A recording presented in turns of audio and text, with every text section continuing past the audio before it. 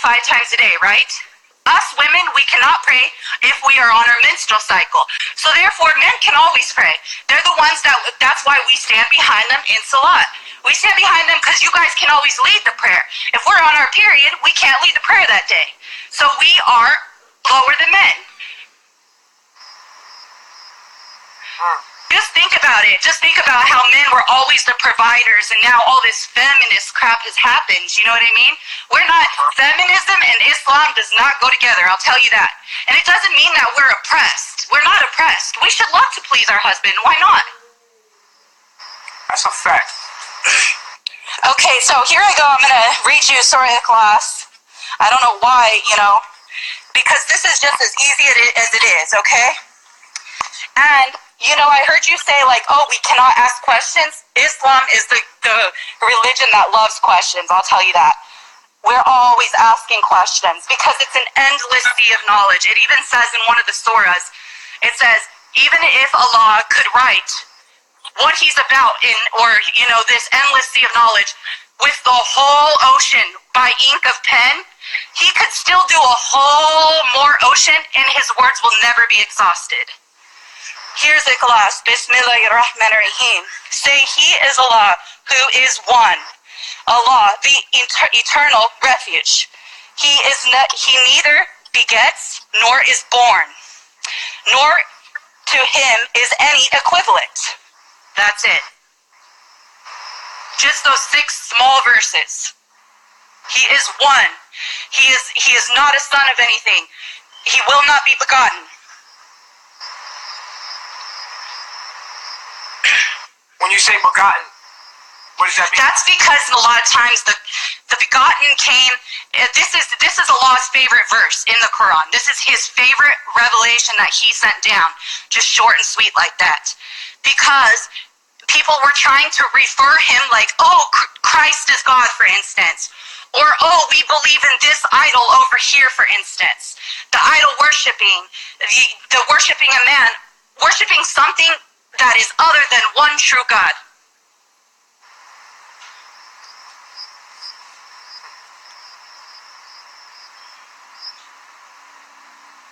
I see. I have so many links and things that I'm going to give you to, just to set you on that path, inshallah, that you'll be able to, even just start watching things that are going to just have you dumbfounded. Seriously, let me tell you, I was not born a Muslim either. So, and once I seen also all the scientific facts of Islam, all these scientific facts, like it'll talk about the embryo. Did you watch the video on the embryo? No. SubhanAllah. Okay, so this video on the embryo, it says, and this book is written over 1450 years ago, 1440 years ago to be exact.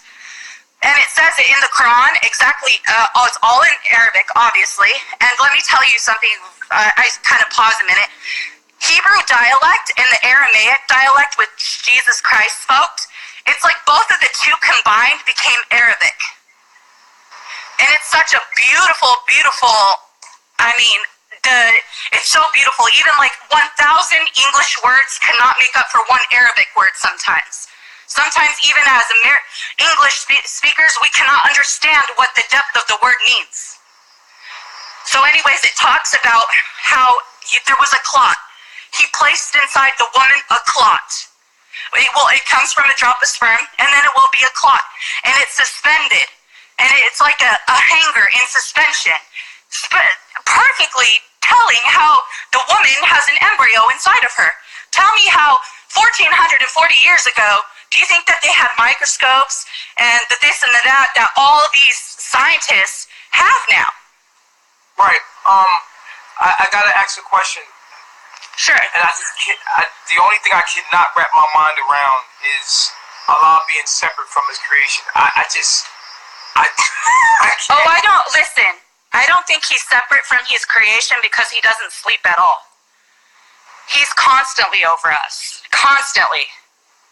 No, I'm talking about, I don't think that Allah created us from something that wasn't Him. Listen. Do you understand? Also in the Quran it talks about a Kayin, that we basically have we have our devils inside of us too, right? this is just a theory, right? I heard a crazy theory today. You know, we have this thing that's in the Quran that talks about how life, became with Adam and with Iblis, Satan. So Allah told him to prostrate to Adam, and he refused. So that's when he casted him down, that's Satan down, that he casted him down like as a fallen angel, right? So then,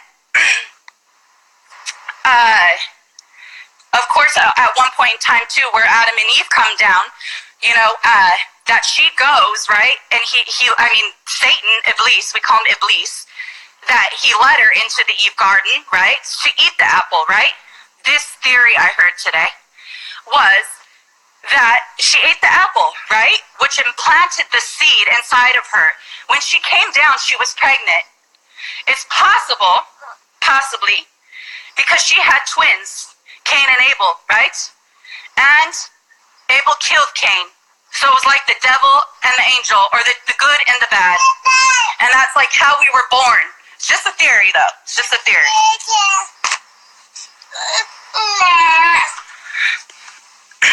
But anyways, it's good that you are feeling the oneness with Allah, but He is one.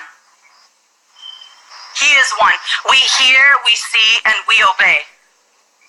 Because it says so many times in the Quran, He will put layers and layers of darkness over the eyes of those that are not going to believe. It's only who He wills that will believe. Okay. I'm going to make a lot of dua for you that you will believe, though, and I'm going to show you more scientific videos and stuff that... What I'm saying to you is like, I'm a scientific person. Like me, I'm an objective thinker. I cannot, from what I've experienced in my life, from my own understanding, I could never think that. First of all, I could never think that God was separate from His creation. I could never believe that, because science proves that wrong, and I just can't believe that God would create something separate from itself. That's crazy to me. Like, even me, how could I create something separate of me, not even from me?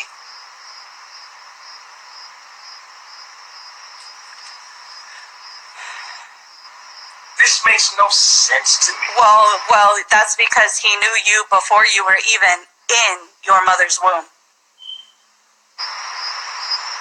He made your heart. He made what you are. So that's why you feel like that. Yeah, I know.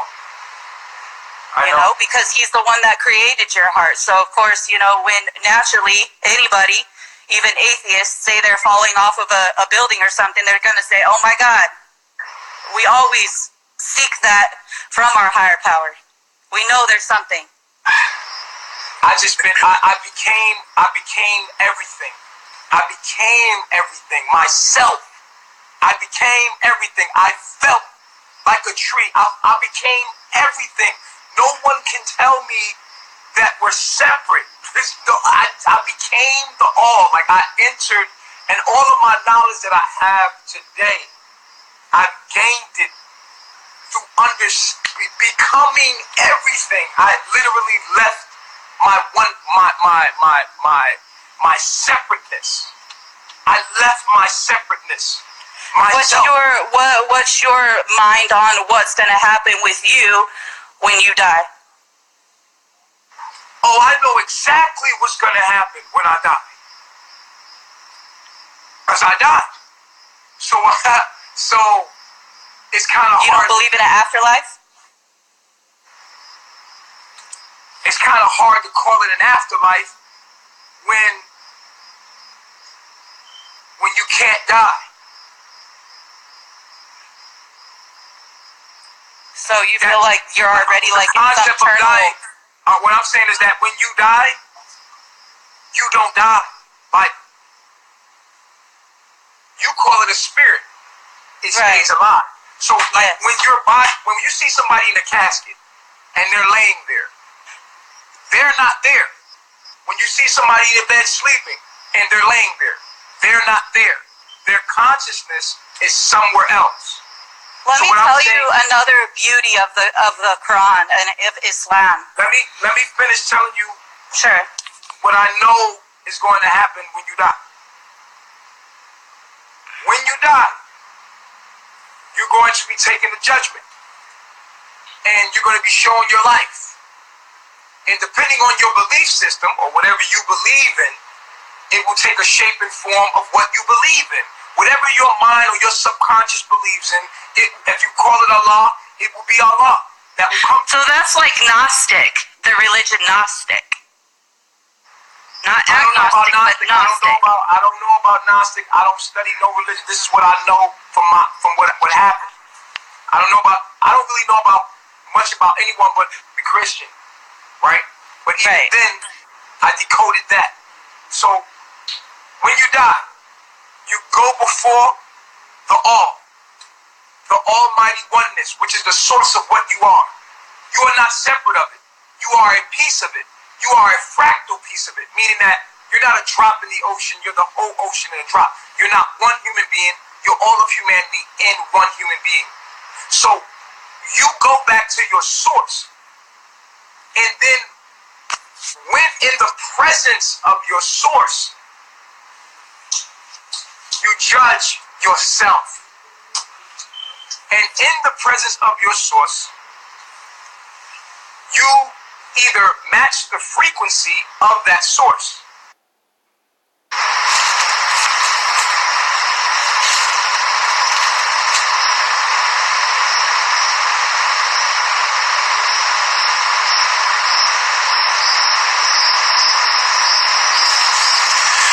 Alright, we back.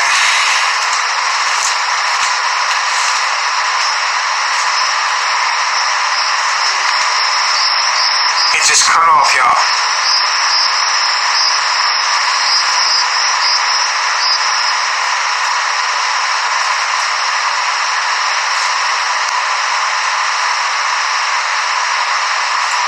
I know what's up, Tyler. I don't want to offend nobody else. These are questions that I had today, and I'm not gonna lie, like I haven't felt satisfied in these questions being answered, because Allah being separate from His creation, it just doesn't sit right with me from my experiences of going out here, being one with everything and understanding the oneness. And to ever think that Allah would be separate of its creation, and that Allah didn't use itself to create its creation, it used some separate source of something else to create its creation, it's beyond my mind's ability to grasp. I cannot grasp that because of the fact that I know that Allah broke itself up to experience itself subjectively. I know that. I know that God broke itself up into many pieces of its own, what you would call creation, but it's its transformation, to experience itself subjectively through us. That's what I know, but I don't want to disrespect anybody else's belief, and I agree to disagree, and that be that.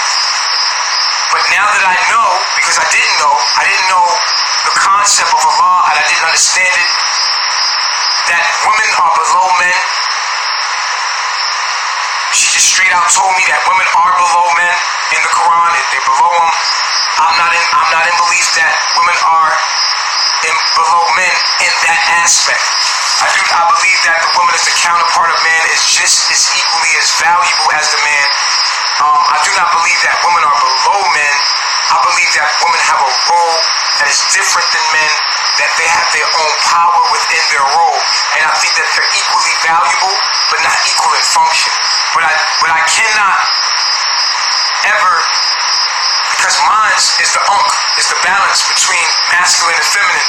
I can never put a woman below me. I can't do that because the woman is a counterpart of me. And if I do that, I'm doing that to my generation. I'm belittling my generation. But like she said, a woman should know her role. But I feel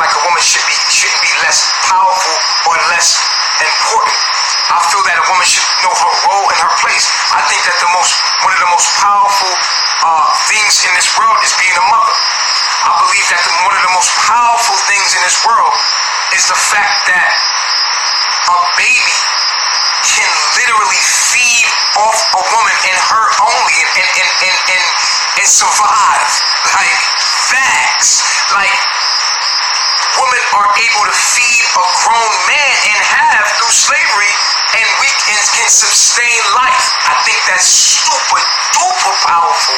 I think that that's a power we don't have, and I admire that, and I know that they have a role, and I don't want to be in competition with my woman, but I also admire that she's everything that I'm not, and she's my counterpart and my equal in value, but not equal in function. I have a role, and I feel that she has a natural role. And a lot of people think I degrade women. No, I want women to be in their roles and stop trying to be a man. And so there's a mix of that. So I never want to look at a woman as less than. And so for me, in my mind, she told me that the Quran says the woman is less than a man. I can't get with that. I cannot get with the fact that Allah is separate from his creation when I know. And I cannot get with the fact that Allah, with the Bible or the Quran says that Allah has created it through his will, and that is him. So that means that we are Allah's thoughts. And if Allah has created because he just said, let it be, and he created from his mind, let there be light. That's his mind that he created from. That means that we're Allah's thoughts, that we were made from his thought and his will. So therefore we are it. We're not separate from it because we are his thoughts. So therefore whatever we're doing, Allah is doing through us. And so that's how I see it. And I have every right to see it that way. And I agree to disagree on how the traditional Islamic Muslims, I am not a Muslim then. I am not a Muslim in that regard. I am not a Muslim in that regard because at the end of the day, I do not believe in that. That's not what I believe in myself. And that's just what I want to say publicly because at the end of the day, I can't get with the separation. I cannot get with that. I believe that I am not only a part of Allah, but in my being, I am all of Allah in one being. And that my brother is the same, and my sister is the same, and the birds and the bees and everything is the same. So I love Allah by loving my brother, myself. I love myself, I love my brother as I love myself. I love nature, I love all of humanity, I love all beings and everything as that is Allah and that is me. And so that's how I see it fit, and that's what I believe in. I am the all, and I want that to go on record. That I said that I am God. I am God. We are God. And that's what I stand on. And I am not a Muslim in the sense of the traditional way of seeing things. That's not what I am. I cannot get with that. From what I heard today, and from what people told me today, I open myself to understand the logic of it, and then maybe open up and understand something that I maybe been missing. And I wanted to do that just to double check my own knowledge so that I won't be arrogant in my knowledge. Because I see a lot of Muslim people that are very intelligent, and I wanted to see what the belief was truly so that I can understand myself and so that I can compare what I knew to what they're saying, and I can't get with that. And I agree to disagree peacefully. And that's it. This head wrap on my head is a style. I like the shit. I like how it looks. You understand what I'm saying? I'm not a Muslim. Don't get me twisted. I do not believe in the beliefs that Muslims believe in, and I will never believe that. That's just what I'm gonna do. But I love my brother. That doesn't mean that I don't love that brother. I don't love you. I love you. I don't accept your belief. But at the end of the day, I don't want no harm and no foul to come to you. Because in my belief, you are me and I am you. And I will always respect and treat you as myself. Point blank, period. So it doesn't mean, in my belief, it don't matter if you're Muslim, Hindu, whatever you think you are. To me, you're a reflection of myself. And I'm going to treat you as that. And if I can't, I'm going to separate myself from you. Because at the end of the day, you're not able to coexist in my magnetic field. So that's cool. But that's what I am. with it. You see what I'm saying? So live and let live. You know what I'm saying? Y'all respect to whatever y'all do in y'all culture, and that's that. Point blank period. And my definition of a Muslim was someone that was a servant of Allah. And my definition of Allah is that Allah was all things, and that we all were Allah, and that we love Allah by loving each other. That was my concept of being a Muslim. But now today I found out that the concept of being a Muslim is something totally different, so therefore I'm not a Muslim. I cannot be a Muslim because I cannot believe that. I cannot believe that Allah is separate from me. I cannot believe that I believe solely because of what I know from the knowledge that I've applied and the things that I've traveled and did, and the things that my mind has took me to. One time I was meditating, or I was dreaming, should I say, and I met up with Thoth from Egyptology. I met up with Thoth, right? And Thoth took me, I got stories for you. I got stories to tell you. Thoth took me and showed me galaxies upon galaxies. Thoth is the, hold on real quick. Thoth is, if you're being disrespectful in the room, I'm going to block you. If you're saying negativity in my space, you're being disrespectful, I'm going to block you. I had went into a astral plane and I met up with Thoth. And Thoth took me and said, did not talk to me in words, but talk to me and show me universe. Look, just as he swiped his hand, showed me this galaxy, showed me everything. I was literally with Thoth, right? And my experiences. And over the time, this is where I got my knowledge from. And he showed me this. Just wiped his hand and we was in another galaxy. Look here. Look. And I was blown away by the things that I was conceiving from seeing what he was showing me, and all the knowledge and all the clarity that I had in this moment. And I knew everything was connected. That as above, so below, everything was connected. I knew it in that moment, what I seen and what I experienced, what I felt. Whether that be subjected to you or not. And it might not be in your book, but I'm telling you from what I know, from what I felt. Look, all the knowledge was released in me. It was released in me. Stuff that I couldn't conceptualize at the time because it happened so fast. Like, look, it was literally like I was getting my DNA activated. And this is when I was in Costa Rica. And I was like in the jungle. And I remember this. And I'm like, damn. I woke up like, yo, I don't even know what the fuck just happened to me. But then that's when I started gaining all of this knowledge. I knew stuff. Like, one thing would happen and I would hear this and this added up to this, and then I knew this, and I would talk and things would come out of my mouth, and I would even shock myself. I was like, oh shit. So from that moment forth, I knew so many occult knowledge, so much knowledge I understood. There was many things that happened to me. Many things, many amazing things that happened to me. You know, just I'm gonna take a video. I keep telling you I'm gonna do this. I'm gonna take a video and I'm just gonna talk to you about my experiences personally, the things that happened to me, from astral projecting to dying, and you know, seeing what happens after we die, and understanding death and transformation and what we're supposed to be doing here. Yo,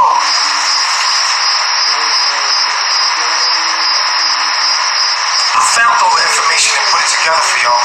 You know, it's only for the chosen, but it is what it is, right? So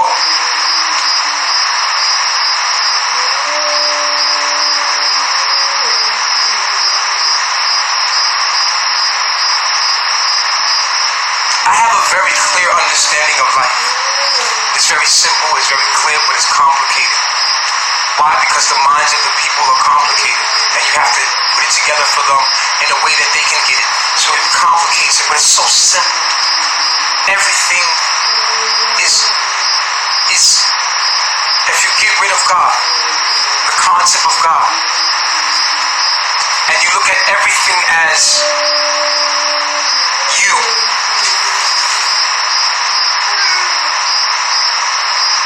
and you do an evaluation on how you treat things from your body to the external world, then that is a reflection of what you feel about yourself and how you feel about God. Because that is God. If you got rid of the concept of God, then you have you.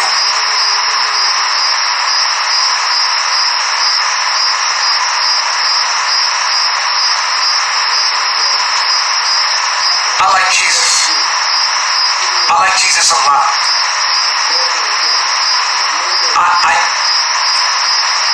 I love the character. I feel that I am the Christ. I feel like I am the Messiah for the African American people. And I've come here to bring a message to them. I feel like I am a messenger to the African American people. I know that for a fact. I've been shown that. This is what I, in my mind, believe.